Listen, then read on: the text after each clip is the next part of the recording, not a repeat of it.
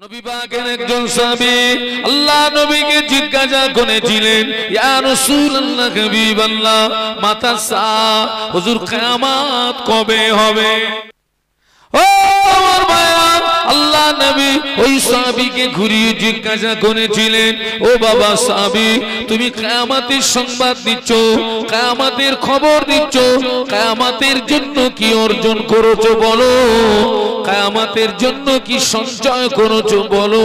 ওই সাহাবী বলেছিলেন, ইয়া রাসূলুল্লাহ হাবিবাল্লাহ, আমি কিয়ামতের জন্য কিছুই সঞ্চয় করতে পারি নাই, আমি কিয়ামতের জন্য কিছুই অর্জন করতে পারিনি, তবে আমি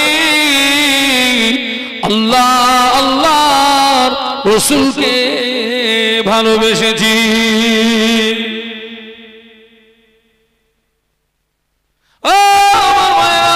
আল্লাহ নবী বলেছিলেন, ও বাবা সাহাবী, তোমার দাবি যদি সত্য হয়, আমি আল্লাহ নবী বলছি কিয়ামতের ময়দানে ওই দাবি তোমাকে নাজাত করিয়ে দেবে। দাবি যদি কি হয়, আমাদেরও কিন্তু দাবি, আমরা নবীকে বলুন বলুন ভালোবাসি। আল্লাহ পাক আমাদের নবীকে 570 খ্রিস্টাব্দ বারি রবিউল আউয়াল শবে সাদেকে আল্লাহ পাক পাঠালেন। নবীর যুগটাকে ইউরোপের ঐতিহাসিকরা মূর্খের যুগ, অন্ধকারের যুগ, বর্বরতার যুগ হিসাবে আখ্যায়িত করেছিলেন। আমার নবীর যুগটাকে ইউরোপের ঐতিহাসিকরা মূর্খের যুগ, অন্ধকারের যুগ, বর্বরতার যুগ বলে আখ্যায়িত করেছিলেন। আল্লাহ নবী মায়ের গর্ভে আব্বাকে হারালেন, 6 বছর বয়সে মাকে হারালেন, 8 বছর বয়সে দাদুজিকে হারালেন। আল্লাহ নবী দাদুজি ইন্তেকালের পরে বিশ্ব নবীর দেখাশোনার দায়িত্ব নিলেন চাচা আবু তলেব।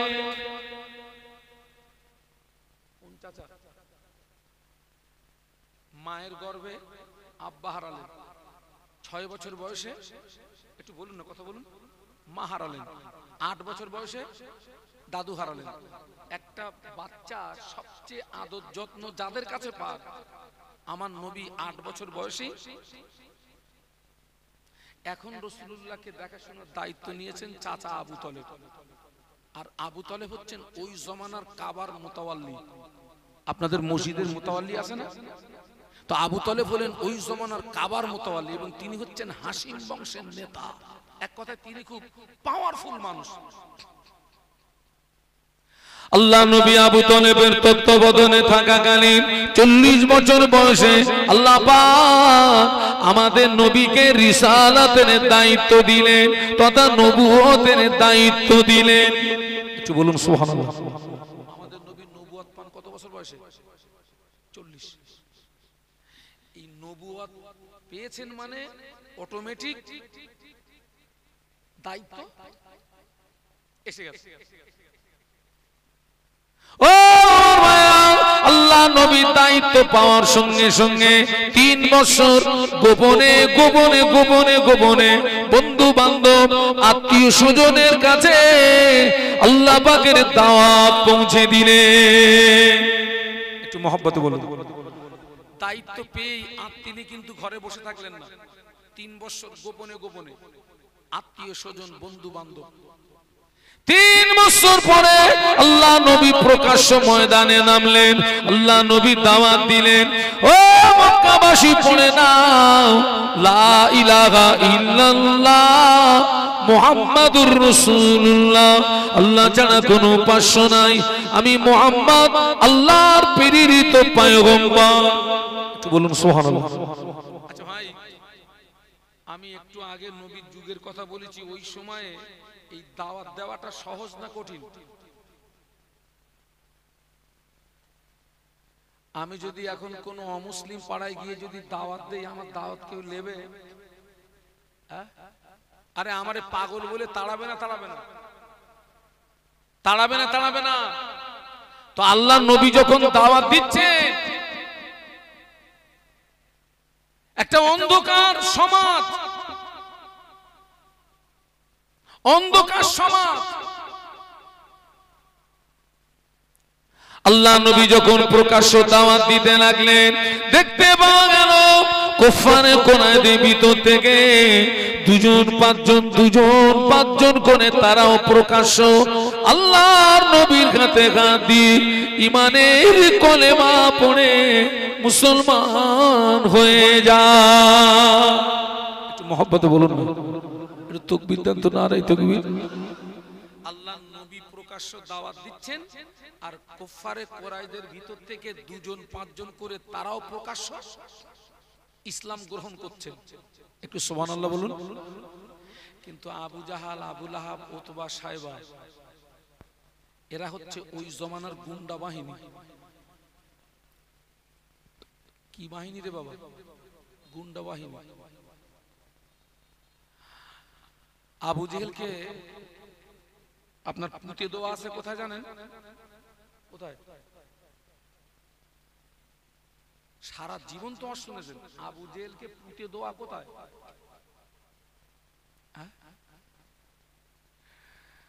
ওরে পুঁতে দেওয়া আছে বদরে।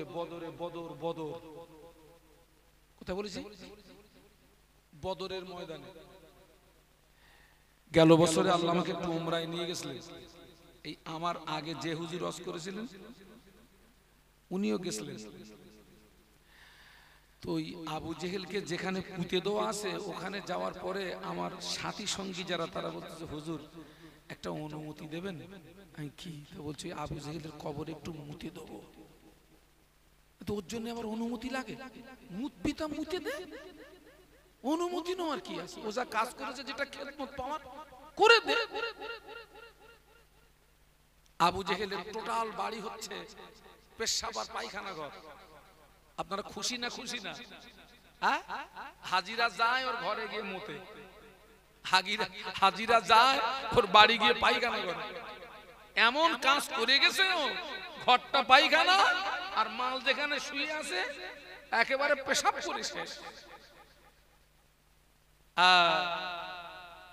আবু জাহাল, আবু লাহাব, উতবা, সাইবা এই দৃশ্যটা দেখে ওদের গাত্রদাহ শুরু হলো।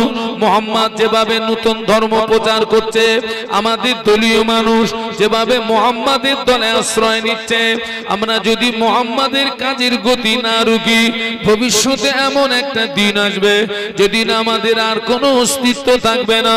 অতএব যে কোনো প্রসেসে মুহাম্মাদের কাজের গতি রুখতে হবে। ওরা এই সলা পরামর্শ করে আল্লাহ নবী চাচা যান আবু তলেবের কাছে এসেছে। ওই সময় আল্লাহ নবী কলেমা প্রচারে বেরিয়ে পড়েছেন।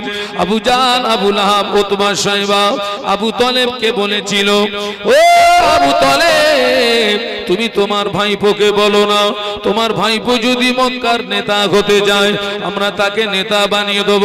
তোমার ভাইপো যদি মক্কার ধনী হতে যায় আমরা তাকে ধনী বানিয়ে দেব। তোমার ভাইপো যদি মক্কার সুন্দরী নারী চায় ওটাও দিয়ে দেব। তবে শর্ত হলো কলেমা প্রচারটা যেন না করে। ওরা দিতে চাচ্ছে কটা বলুন? তিনটে। আমার নবীকে নেতা বানিয়ে দেবে, টপ র্যাঙ্কের ধনী বানিয়ে দেবে, আর মক্কার টপ র্যাঙ্কের সুন্দরী নারী দেবে। নিতে চাচ্ছে কটা? একটা। ওরা নিতে চাচ্ছে একটা,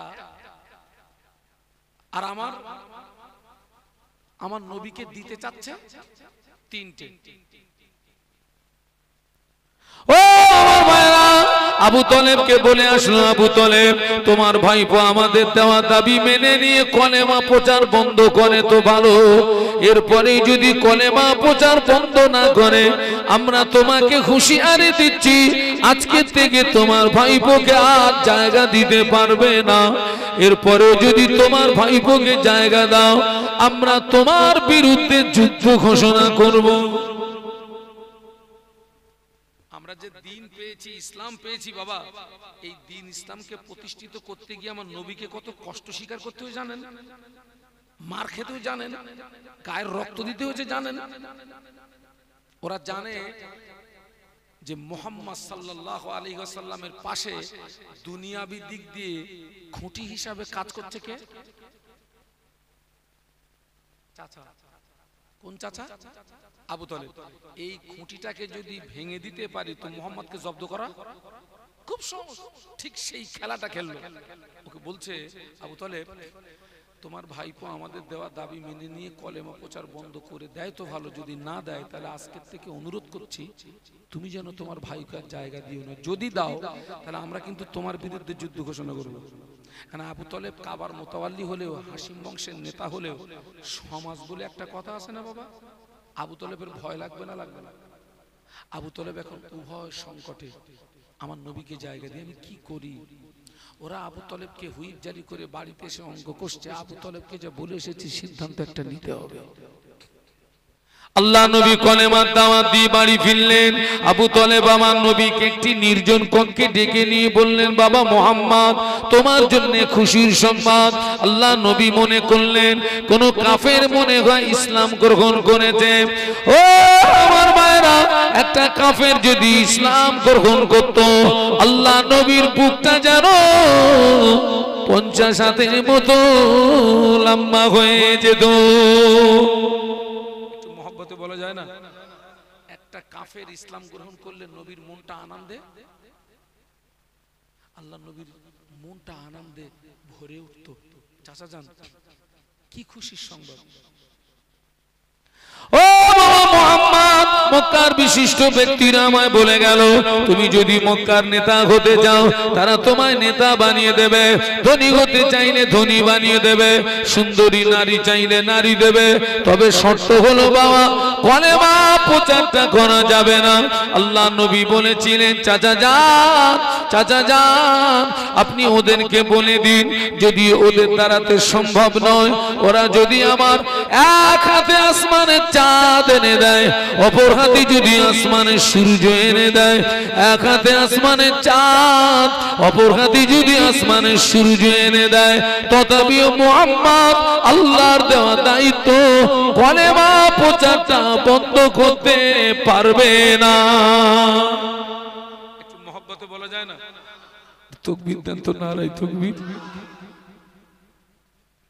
ওরা আমাকে ধনী বানিয়ে দেবে, সুন্দরী নারী দেবে, টপ র্যাঙ্কের নেতা বানিয়ে দেবে। চাচা মামুলি ব্যাপার চাচা, যদি ওদের দ্বারাতে সম্ভব নয়, এক হাতে আসমানের চাঁদ, অপর হাতে আসমানের সূর্য যদি এনে দেয়, তথাপি মুহাম্মদ আল্লাহর দেওয়া দায়িত্ব কলেমা প্রচারটা বন্ধ করতে পারবে না। আবু তালেব বলছে, বাবা তুমি যদি তোমার দায়িত্ব থেকে সরে না আসো, মনে হয় আজকের থেকে আমি তোমাকে আর মনে নেই আশ্রয় দিতে পারবো না, কারণ এরপরে তো বিপদ আমার। তোমাকে জায়গা দিলে ওরা আমার বিরুদ্ধে যুদ্ধ ঘোষণা করবে। বাবা আমি বৃদ্ধা হয়ে গেছি, বাবা আমাকে বৃদ্ধা বয়সে জিহাদের মোকাবেলায় নিয়ে যেন আমি পারবো না। ন্যায় ও সত্যের উপরে দাঁড়িয়ে থাকাটা সহজ না কঠিন? কিরাম কঠিন বাবা, এক্ষুনি কিরকম কঠিন! ও আল্লাহ নবী বলে গেলেন, ইসবিউর রাজুলু মুমিনান ওয়া ইমসি কাফিরা ওয়া ইমসি মুমিনান ওয়া ইসবিউ কাফিরা। আল্লাহ নবী বললেন, আখির জামানা আমার একদল উম্মতি সকালবেলা ঈমান আনবে, সন্ধ্যাবেলা কাফের হয়ে যাবে, আবার সন্ধ্যাবেলা ঈমান আনবে, সকালবেলা কাফের হয়ে যাবে। ন্যায়ের উপরে দাঁড়িয়ে থাকতে গেলে আব্বা আপনার থেকে সরে যেতে পারে, মা সরে যেতে পারে, বিবি সরে যেতে পারে, ছেলে মেয়ে সরে যেতে পারে, পাড়া প্রতিবেশী সরে যেতে পারে। এরপরেও যদি আপনি ন্যায় ও সত্যের উপরে মজবুতির সঙ্গে দাঁড়িয়ে থাকতে পারে, ওই সময় আল্লাহর পক্ষ থেকে আপনার উপরে রহমত নাজিল হবে।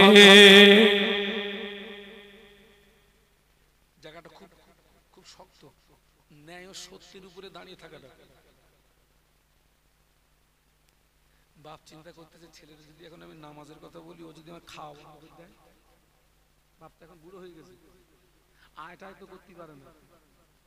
ও যদি আমার বলে যে বাপ আজকের থেকে আমি আর পারলাম না, ওর থেকে তুই যা পারিস করবি, যে আমার দুটো দিস। ইমানটা ঠিক থাকলো, খাওয়ানোর মালিক কে একটু বলুন না।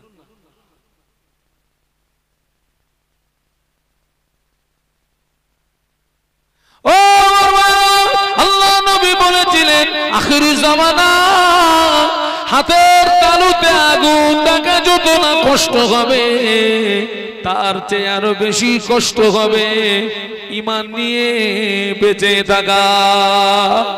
আপনাদের জন্য তাবারুক হচ্ছে, আমি দেখে এসেছি কাঠের রান্না হচ্ছে, কাঠ পুড়ে পুড়ে দনা দনা দনা দনা আগুন বারবা, কাঠ পুড়ে পুড়ে দনা দনা দনা দনা আগুন বারবা। আগুনের দনা যদি একটা হাতে তুলে দেওয়া হয় রাখা যাবে না। আল্লাহ নবী বলে গেলেন আখিরি জামানা তার চেয়ে আরো বেশি কষ্ট হবে ঈমান নিয়ে বেঁচে থাকা। ঈমান যদি ঠিক থাকে, নামাজের দাম আছে, রোজার দাম আছে, হজের দাম আছে, দান খয়রাতের দাম আছে, তাসবিহ তিলাওয়াতের দাম আছে। ঈমান যদি ঠিক না থাকে বেটা, তোর আমলের মূল্য নাই। আমি কি দোয়া করে দেবো নাকি? ঝিম হচ্ছে, দেখো দিন দেখি, ঝিম হচ্ছে। আমি তো আজকে নিয়ত করে এসেছি ফজর পর্যন্ত চালাবো। কোন পর্যন্ত বলেছি বাবা? আমার রাতে খাওয়া লাগে না, আমি অধিকাংশ দিন ওই ফজরের আগে খাই, আর নইলে ফজরের নামাজ পড়ে খেয়ে শুয়ে পড়ি। হ্যাঁ, তো আজকে নিয়ত করে এসেছি যে আমিনুর মোল্লার বাড়ি যাচ্ছি, অন্য জায়গায় গেলে হাদিয়া নজরানা তো অনেক দেয়, আজকে নজরানা চিন্তা করা যাবে না। বলো, বিনা নজরানায় সার্ভিস বেশি দিতে হবে। এটা দরুদ শরীফ আল্লাহুম্মা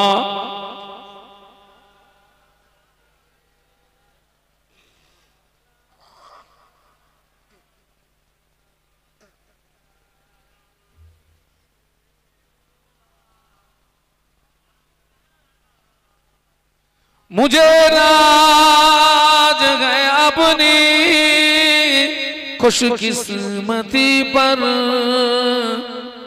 मेरे हाथ में गए दामने मुस्तफा की,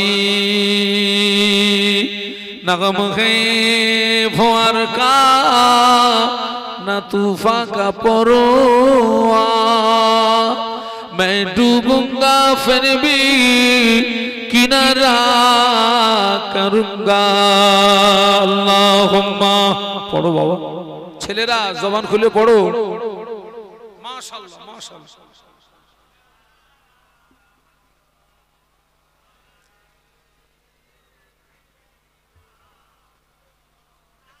ও আবু তালেব বলছে বাবা মুহাম্মদ, তুমি যদি তোমার দায়িত্ব থেকে সরে না আসো বাবা, মনে হয় আজকে থেকে তোমাকে আর জায়গা দিতে পারবো না। আল্লাহ নবী কেঁদে ফেলেছিলেন। আল্লাহ নবী কাঁদতে কাঁদতে বলেছিলেন, চাচা যা, চাচা যা, আমি মায়ের গর্ভে থাকাকালীন আব্বাকে হারালাম, 6 বছর বয়সে মাকে হারালাম, 8 বছর বয়সে দাদুকে হারালাম, সেখান থেকে আপনার তত্ত্বাবধানে ছিলাম। ও চাচা যা, সারাদিন মক্কার মানুষেরা আমায় কত গালি দেয়, সারাদিন মক্কার মানুষেরা আমায় কত দুচ্চাই করে, সারাদিন পরে আমি যখন আপনার কাছে ফিরে আসি, আপনি আমাকে একবার মুহাম্মদ বলে ডাকার সঙ্গে সঙ্গে সারাদিনের কষ্ট নিবারণ হয়ে যায়, সারাদিনের কষ্ট মুছে যায়।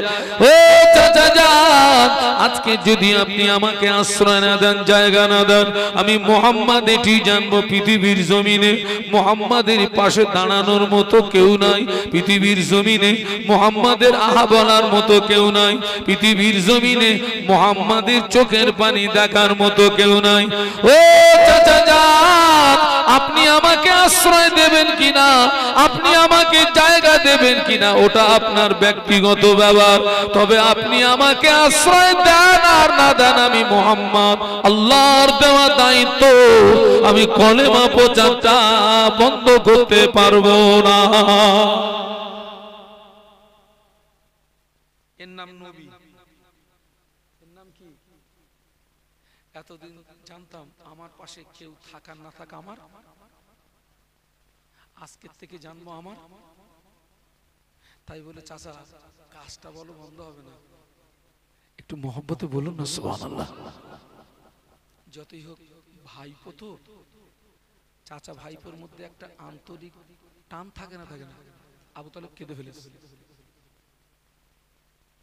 ও আবু তালেব কাঁদতে কাঁদতে বলেছিলেন, বাবা মুহাম্মদ কষ্ট নিও না বাবা, দুঃখ নিও না বাবা, রোনাজারি করো না বাবা, যাও আমি তোমায় হুকুম দিয়ে দিলাম, যেটাই তোমার ইচ্ছা সেটাই তুমি কলেমা প্রচার করো, যেটাই তোমার ইচ্ছা সেটাই তুমি কলেমার দাওয়াত দাও।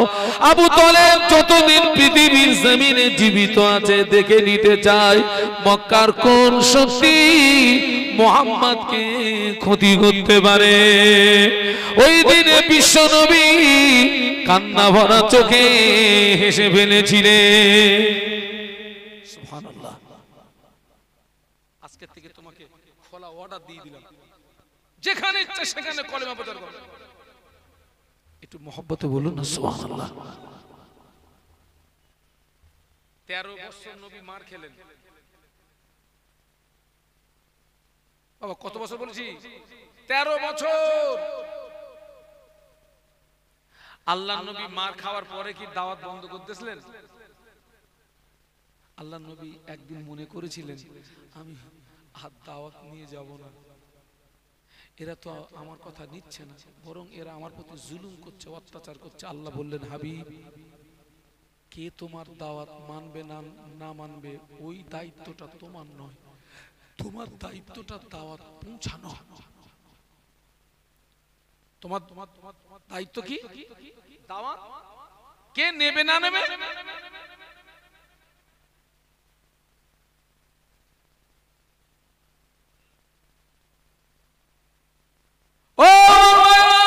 আল্লাহ নবী যখন ওদের দেওয়া অফারে থুতু নিক্ষেপ করলেন, আবু জাহল আমার নবী সবচেয়ে বড় জানের দুশমন।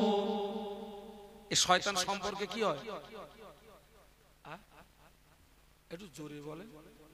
এই শয়তান বলো আপন চাচা না বলো, তবে চাচা ভাইপোর সম্পর্কটা খুব কাছাকাছি। একটা কথা আপনাদেরকে বলে যাচ্ছি, নিজের লোক যতটা ক্ষতি করতে পারে দূরের মানুষ অতটা ক্ষতি করতে। চুরি ডাকাতি যা হয়, গোয়েন্দাগিরি করার লোকগুলো কি দূরের লোক? সবচেয়ে আপনার, আপনি কিভাবে সচ্ছেন, আপনি কোথায় টাকা রাখতেছেন, আপনার বাড়ির লোকের গহনা কোথায়, ও সব দেখে একেবারে অঙ্ক কষে ওই জায়গায় গিয়ে মাল দিয়ে দেয়। ঠিক এই রেঞ্জে ধরে, বাস্তব বলছি না বাস্তব বলছি, ও তো পুরো একেবারে ম্যাপ তৈরি করে তাদের হাতে তুলে দেয়। তবেই তো ডাকাতিগুলো হয়, তবেই তো ছিনতাইগুলো হয়। আল্লাহ নবী যখন ওদের দাওয়াত অফারে থুতু নিক্ষেপ করলো, আবু জাহল থানায় কাবায় প্রকাশ্য মিটিং ডাকলো। ওই মিটিং এ এলান করে দিল, কে আছো আব্দুল্লাহর বেটা মুহাম্মাদের মাথাটাকে কেটে আনবে, আমি তাকে অনেক উট দেব, অনেক টাকা পুরস্কৃত করব। খানায় কাবা চত্বরে ওই দিনে শত শত কাফেররা মওজুদ, কিন্তু এই দায়িত্বটা কেউ নিতে চাচ্ছিল না। আল্লাহ নবী একদিন দোয়া করেছিলেন, আল্লাহ পাক হয় আবু জাহল অথবা ওমর, এই দুইজনের ভিতর থেকে একজন যদি ইসলাম গ্রহণ করে তোমার দিন প্রচারে বড় সুবিধা হবে। আল্লাহ পাক বিশ্বনবীর দোয়া হযরত ওমরের নসিবে কবুল করেছিলেন। আবু জেহেলের নসিবে কবুল হয়নি।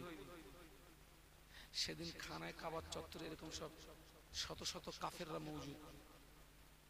আবু জাহল এলান করে দিল, কে আছো আব্দুল্লাহর বেটা মুহাম্মাদের মাথা আনবে, 100 উট দেব এবং অনেক টাকা তাকে পুরস্কৃত করব। অনেকক্ষণ পরে হযরত ওমর দাঁড়িয়ে গেছেন এবং লাত উজ্জার কসম করে বললেন, আমি মুহাম্মাদের মাথা না নিয়ে ফিরব না। আবু জেহেল খুশিতে বাগে বাগ, ওমর দায়িত্ব নিয়েছে মানে কাজ হাসিল হবে, কাজ হাসিল হবে। নাঙ্গা তলোয়ার নিয়ে বেরিয়ে পড়েছে। প্রতিমধ্যে নাঈম বিন আব্দুল্লাহর সঙ্গে দেখা হলো। নাঈম বিন আব্দুল্লাহ বলে, ভাই ওমর কোথায় যাও? বলে, আমি মুহাম্মাদে মাথা কাটতে যাচ্ছি। নাঈম বিন আব্দুল্লাহ বলেছিলেন, ও ভাই ওমর, মুহাম্মাদের মাথা তুমি পরে কাটবে, ওই মুহাম্মাদের কলেমা তোমার ঘরে প্রবেশ করেছে, আগে তোমার ঘরটাকে সামলাও। তার মানে তোমার বোন বোনাই ইসলাম গ্রহণ করেছে, আগে তোমার ঘরটাকে সামলাও, তারপরে মুহাম্মাদের মাথাটাকে কাটবে। ও আমার ভাইরা, পৃথিবীর জমিনে যারা দ্বীনের আলোকে নিভিয়ে দেওয়ার চেষ্টা করেছে, ইসলামের আলোকে নিভিয়ে দেওয়ার চেষ্টা করেছে, আল্লাহ পাক তারই ঘরে আল্লাহ ইসলামের বাতি জ্বালিয়ে দিয়েছে। ফেরাউনের সারা জীবনের কাজ ছিল কি? ইসলামের আলোকে নিভিয়ে দেওয়া। আল্লাহ মুসা নবীকে কার ঘরে পাঠিয়েছিলেন? তুই মানুষ কর। একটু সুবহানাল্লাহ বলবেন না? একটু মোহাব্বতে বলা যাবে না? পৃথিবীর জমিনে যারাই ইসলামের আলোকে নেভানোর চেষ্টা করেছে, তার ঘরেই আল্লাহ ইসলামের বাতি। হযরত ওমর যাচ্ছেন আমার নবীর মাথা কাটতে, আর অটোমেটিক হযরত ওমর তার বোন এবং বোনাই ইসলাম গ্রহণ করেছেন, এই খবরটা হযরত ওমর রাখে না। তো নাঈম বিন আব্দুল্লাহর কথা শুনে হযরত ওমর বলছেন, আরে নাঈম, তুই কি ইসলাম গ্রহণ করেছিস?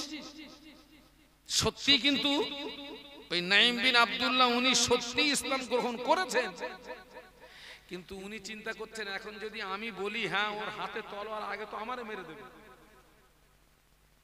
আরে ভাই, আল্লাহর নবী যখন মদিনাতে চলে গেলেন, সাহাবীরাও হিজরত করেছিলেন, কিন্তু আল্লাহর নবী হিজরত করেছিলেন প্রকাশ্য না লুকিয়ে?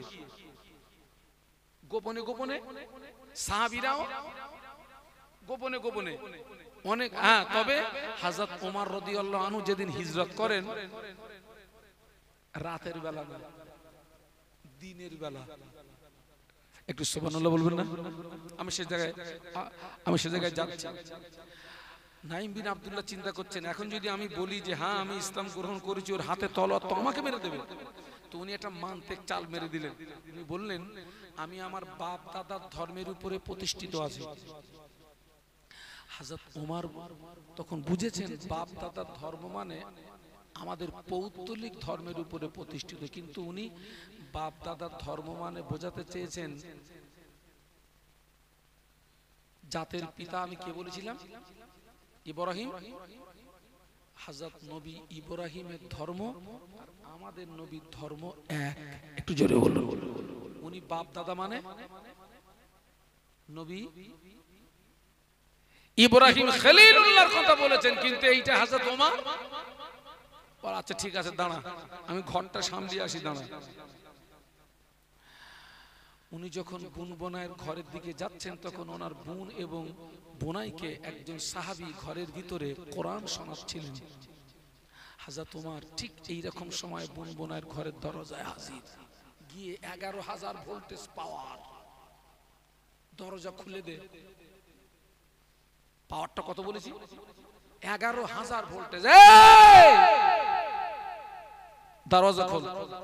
বোন ফাতেমা বুঝতে পেরেছে, আল্লাহ, এই যে আমার মায়ের আওয়াজ, এই যে ওমরের আওয়াজ, এখন যদি দরজা খুলে দিই, আল্লাহর কোরআনকে বেইজ্জতি করবে, আল্লাহর কোরআনকে অপমানিত করবে। না না না, বোন এবং বোনাই নিয়াত করে নিলেন, ধরে যতক্ষণ জান থাকবে, নিঃশ্বাস যতক্ষণ জারি থাকবে, আল্লাহর কোরআনকে বেইজ্জতি হতে দেব না।